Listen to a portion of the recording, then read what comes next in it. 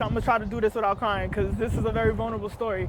I was dating this guy and apparently his ex had came into his apartment. I like to ask founders, what's your I made it moment? But it doesn't look like success from the outside.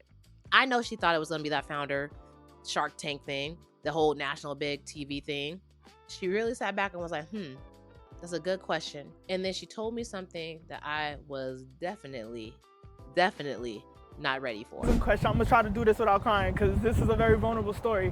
But I was raised Christian. I was born Christian. My mom is a pastor, but I never truly had a relationship with God until I found Him for myself, and that was back in 2022, right?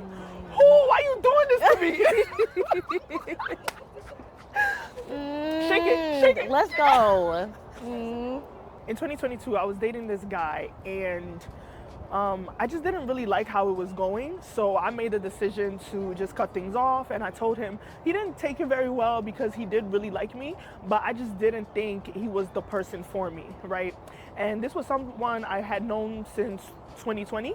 And then we actually started dating at the beginning of 2022, right? So the last day I had seen him was February 28th. So the last day in February, and it was a Sunday.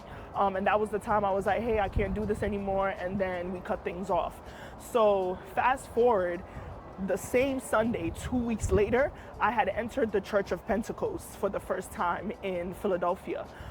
Because I told myself that in 2022, I really wanted to build a relationship with God. And my aunt was like, Philo, go to the church. So I went that Sunday, right? And the following week on Wednesday, I was getting ready for work and someone was blowing up my Instagram. I'm like, who is this? So I clicked the DM and I'm reading the messages, and it was his best friend. And apparently his ex had came into his apartment and stabbed him to death on that Sunday that I entered the Church of Pentecost for the first time. And her reasoning was, if I can't have you, nobody can, right? So of course, when I heard that, I was distraught. I was shaking. I was like, wait, what?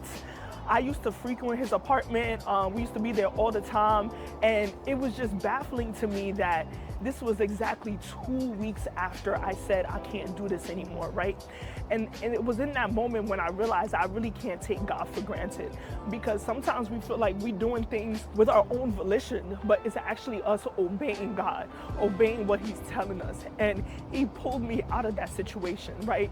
And I'm so sorry for what happened to him and his family's grief. But I also thank God for saving me too, because that was the moment when I realized that, whoa, I need to really build this relationship. I really need to, and there's one thing to build a relationship with God, but there's also another thing to know the Word, right? And to really study the Bible. And I'm just grateful that I'm in that moment of my life. So that's what really looks like success for me. I love that.